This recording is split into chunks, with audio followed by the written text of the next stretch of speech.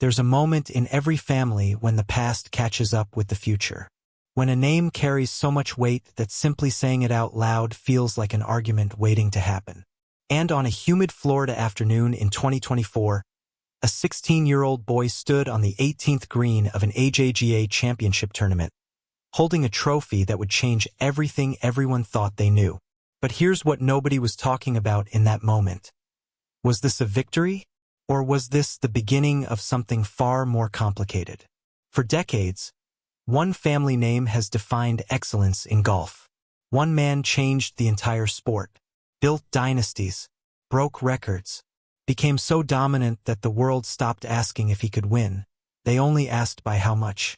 His son grew up watching that legacy unfold, knowing that somewhere inside him, genetic destiny was waiting. The pressure wasn't spoken. It didn't need to be. It lived in every club selection, every practice session. Every night he looked in the mirror wondering if he was enough. And then came that championship. When Charlie Woods won his first AJGA event, something shifted.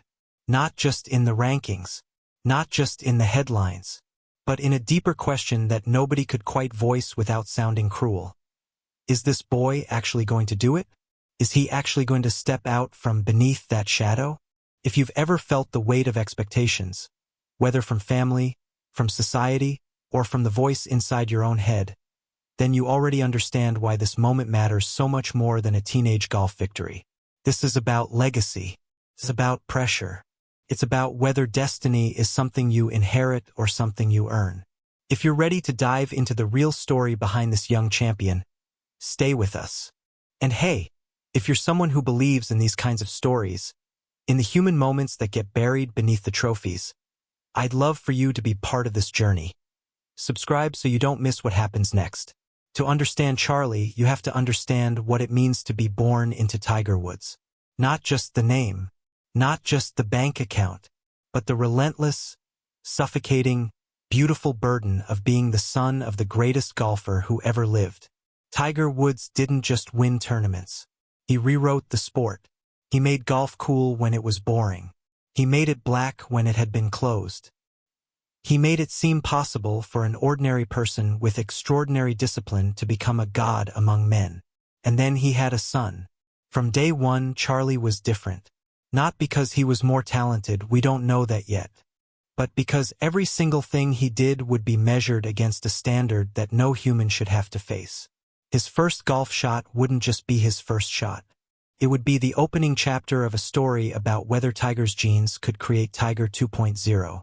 His first loss wouldn't be a learning moment. It would be proof that maybe the magic didn't run in the blood after all. Tiger was protective. You could see it. He kept Charlie out of the spotlight as long as possible. Let him be a kid first, a golfer second.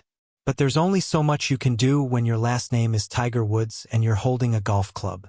The world was watching, always watching, waiting to see if lightning could strike twice. Here's what people don't understand about being the child of greatness. It's not about one moment. It's about every moment. Charlie couldn't go to school without someone asking him about his dad. Couldn't hit a good shot without someone comparing it to Tiger's. Couldn't miss a putt without someone wondering if he had what it took. By the time Charlie was 13, 14, 15, he was competing in junior tournaments where everyone already knew his backstory. Where half the field was playing against Charlie Woods, and the other half was playing against the ghost of Tiger Woods standing behind him with a stopwatch. Parents at these tournaments had complicated feelings. Some were genuinely supportive, they knew how hard this was. Others were secretly hoping he'd fail, hoping that this would prove once and for all that greatness wasn't hereditary, that the world worked on merit alone. And some just wanted to see blood, wanted to tell their kids at dinner that they beat the Woods kid. All of this pressure, all of this invisible weight, landed on a teenager who just wanted to play golf and figure out who he was. Tiger tried to give him normal moments. But normal is hard to find when you're Tiger Woods' son. And as Charlie got older, he started to feel something shifting inside. Not resentment exactly, not yet, but a kind of determination that felt different from his dad's hunger. Charlie wasn't just trying to win. He was trying to prove something to himself. Not that he was as good as Tiger. but that he was worth something separate from his dad's shadow. That question I'm asking, and maybe you've had this one too, about whether you're building your own life or just living someone else's. That's what kept Charlie up at night. Then came the Florida Heat, the AJGA tournament, the kind of event that is technically not professional, but absolutely feels like one because of what's on the line. Not money, not ranking points that would matter in the grand scheme of things, but something deeper, a moment where a young golfer could stand and say, "I did this, not my dad, me." Charlie walked onto that course knowing that every shot would be analyzed, every decision questioned. He knew that a win here would launch 1,000 think pieces about Tiger's legacy, about whether the dynasty would continue. He knew that a loss would be just as scrutinized, that people would immediately ask if maybe he just wasn't built for it. The pressure is almost impossible to describe if you haven't lived it. Imagine your dad being one of the most famous people on earth. Imagine knowing that your success could be celebrated, but your failure would be entertainment for millions.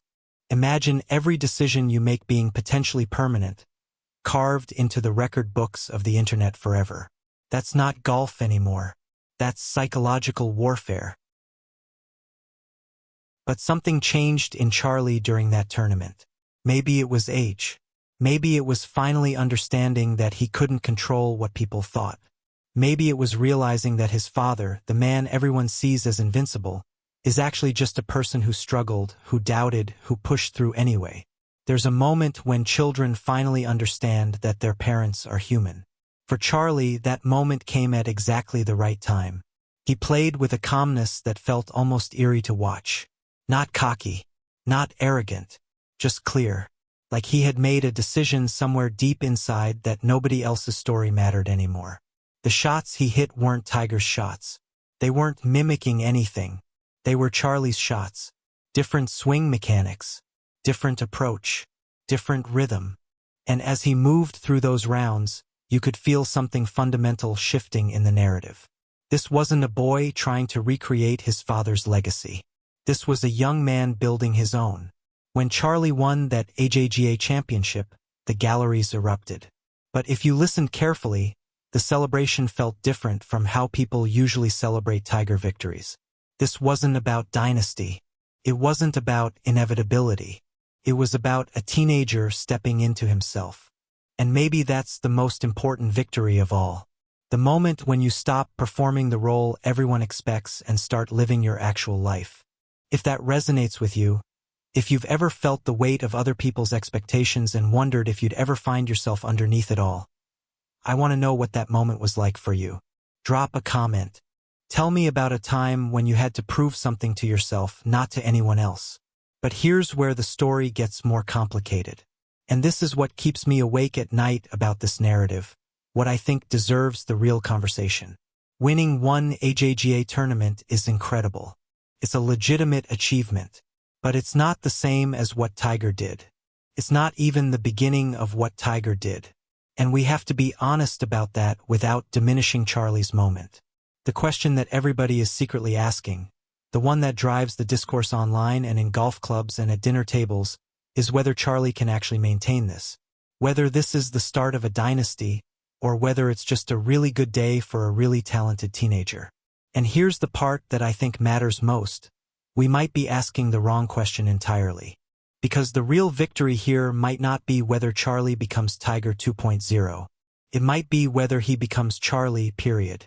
Whether he can build a career that's his own, that's measured by his own standards, not by impossible comparison to his father.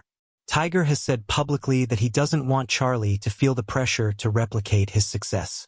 That he wants his son to be happy first, whatever that means. But there's a difference between what a parent wants and what a young person feels from the entire watching world. Charlie has millions of people invested in whether he becomes the next Tiger. That's an incredibly heavy thing to carry. What happened in Florida was real. Charlie beat excellent competition. He made great decisions under pressure. He showed composure and skill that most teenagers don't possess. Those are facts. But whether this translates to a career of championships, that's still unwritten. And the pressure of that uncertainty? That might actually be harder than the pressure of inevitability ever was. Because now there's a standard. Now there's a benchmark. Now there's proof that Charlie can do it, which means everyone will be waiting to see if he can do it again. And again. And again. This is where I think about all of us who've had a moment of success and felt that immediate anxiety about whether we could repeat it. The terror of being exposed as someone who got lucky. The weight of your own potential. That's what Charlie is living through right now, in real time, and we're all watching it unfold. Some of us understanding on a human level what that actually costs. So is Charlie destroying Tiger's legacy? I don't think that's the right frame. Legacies don't work that way. Tiger Woods will always be Tiger Woods. No one is going to erase what he did. No one is going to rewrite history. But what Charlie's win does suggest is something different. It suggests that maybe legacy isn't about cloning yourself. It's about inspiring someone to be themselves more fully. Charlie grew up watching his father struggle, watching him come back from injury, watching him doubt himself and push through anyway.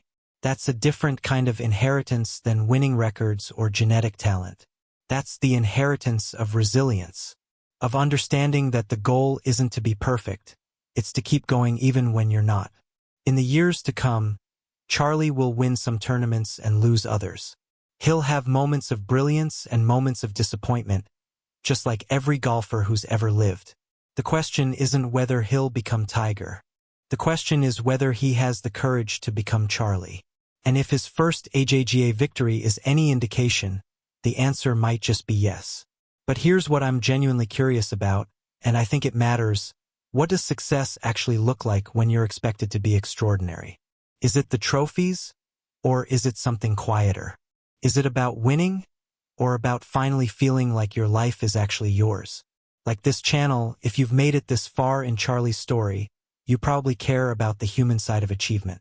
The part that doesn't always make the highlights. If you do, please hit that like button. Not because I need validation, but because I want to keep telling stories about what lies beneath the surface of incredible moments. This is what drives my mission. Reminding people that success is human, that pressure is real, and that sometimes the greatest victory is just learning to breathe under the weight of it all.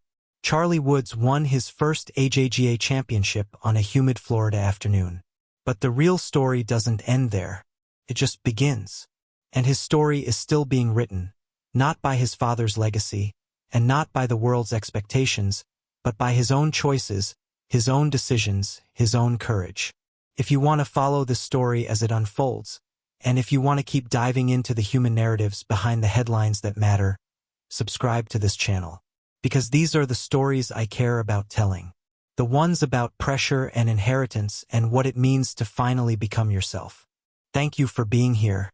And remember, your legacy isn't what you inherit. It's what you do with the life you're given.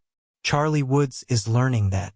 And maybe in watching him, we all are too.